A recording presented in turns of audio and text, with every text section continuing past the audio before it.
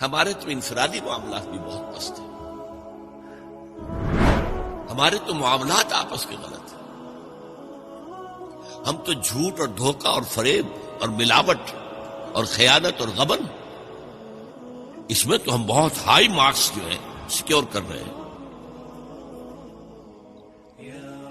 George Bernard شاہ نے کہا، میں جب قرآن پڑھتا ہوں تو محسوس کرتا ہوں کہ اس سے بہتر کتاب ممکن نہیں، اور جب مسلمانوں کو دیکھتا ہوں تو محسوس کرتا ہوں کہ ان سے زیادہ ذلیل قوم کوئی نہیں۔ یہ گواہی ہم دے رہے ہیں، یہ محمد کے ماننے والے یہ ہیں، یہ ہے امتی محمد کے، جو اپنے پاؤں پہ کھڑے نہیں ہو سکتے، جو اپنے معاملات مینیج نہیں کر سکتے، بیکاری، یہ اور کہاں ہے وہ دین؟ کوئی ایک ہی دنیا میں دکھا سکتے ہو کہ یہ ہے دین؟ آؤ see with your own eyes, this is دین الحق۔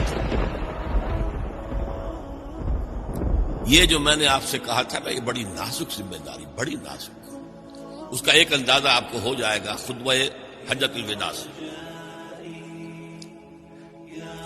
حضور نے جو خطبہ دیا، اور وہ عظیم ترین خطبہ ہے تاریخ انسانی کا، آخر میں موٹی موٹی باتوں کو پھر دوہرایا۔ دیکھو عورتوں کا خیال کرو، عورتوں کے حقوق ادا کرو، دیکھو غلاموں کے ساتھ نیک سلوک کرو، جو بھی تھی۔ پھر آپ نے ایک سوال کیا، الا هل بلغت، لوگوں میں نے پہنچا دیا یا نہیں؟ 1.25 لاکھ کا مجمع تھا، آج سے 1400 برس قبل 1.25 لاکھ کا مجمع بہت بڑی بات تھی، بہت بڑی بات، جبکہ ابھی اسلام صرف جزیرہ نما عرب تک محدود تھا۔ آج بھی پہلے کبھی ہو جاتے تھے 28-30 لاکھ بھی، ان مینیجیبل ہو رہا تھا معاملہ۔ اب سعودی عرب کی حکومت نے کو مینیج کیا، پابندیاں لگائی تو 20 لاکھ، یہی ہے نا، 1.25 لاکھ کا بندہ۔ اور اس کا نقشہ میں دکھا دوں، ایک ایک حرف آپ 3 مرتبہ کہہ رہے تھے۔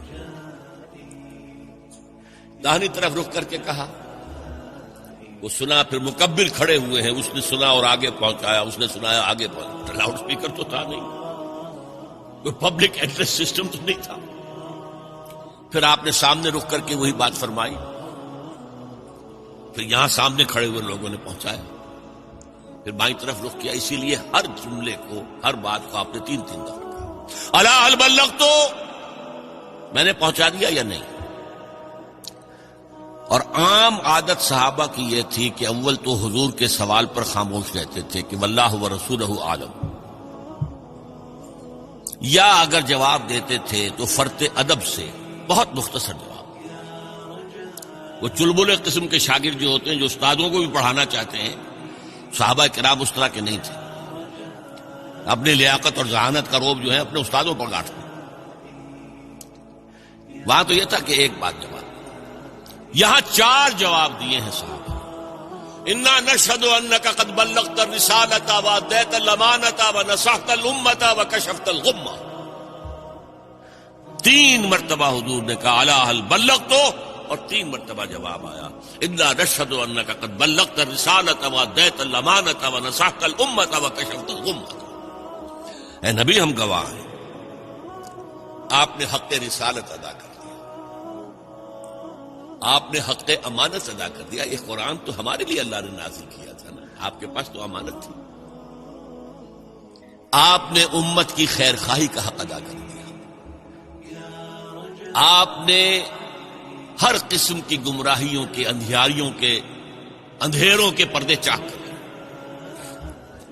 3 دفعہ یہ جواب لے کر انگشت شہادت سے اشارہ کیا آسمان کی طرف، پھر لوگوں کی طرف، اللہم اشہد، اللہم اشہد، اللہم اشہد۔ اے اللہ تو بھی گواہ رہے، یہ مان رہے ہیں کہ میں نے پہنچا۔ They can't sue me in your court on the day of judgment۔ یہ میرے خلاف استغاثہ نہیں لا سکتے کہ میں نے پہنچانے میں کمی کی ہے، یہ مان رہے ہیں کہ میں نے پہنچا دیا۔ It was the sigh of relief جس کو کہتے ہیں 23 برس کی محنت شاقہ، کون کون سے مراحل آئے ہیں، یوم طائف بھی آیا ہے، 3 سال کی شیب بنی ہاشم کی قید بھی ہے، مارکہ احد بھی ہے، احزاب بھی ہے، 70 مبلغین ذبح کیے، کیا کیا نہیں دیکھا، کیا کیا نہیں جھیلا. لیکن پھر بات کیا ہوئی؟ اب آپ نے آخری بات اللہم اشہد اللہم اشہد اللہ، اور اس کے بعد فَلْيُبَلِّغِ الشَّاهِدُ الْغَائِبَ. اب جو یہاں موجود ہیں ان کے ذمے ہے کہ پہنچائیں ان کو جو یہاں نہیں ہے. میں فارغ، میرے کندھے سے بوجھ اتر گیا، اب تمہارے کندھے پر. اب اس غائب میں وہ بھی تمام لوگ شامل تھے جو اس وقت دنیا میں تھے اور وہاں نہیں تھے. شاہد اور غائب کا لفظ آ گیا جہاں سے میں نے بات شروع کی تھی. شاہد اور غائب، شاہد موجود، فَلْيُبَلِّغِ الشَّاهِدُ الْغَائِبَ، اور غائب میں وہ بھی ہے جو قیامت تک آئے. یہ ہے اس امت کا فرض منصبی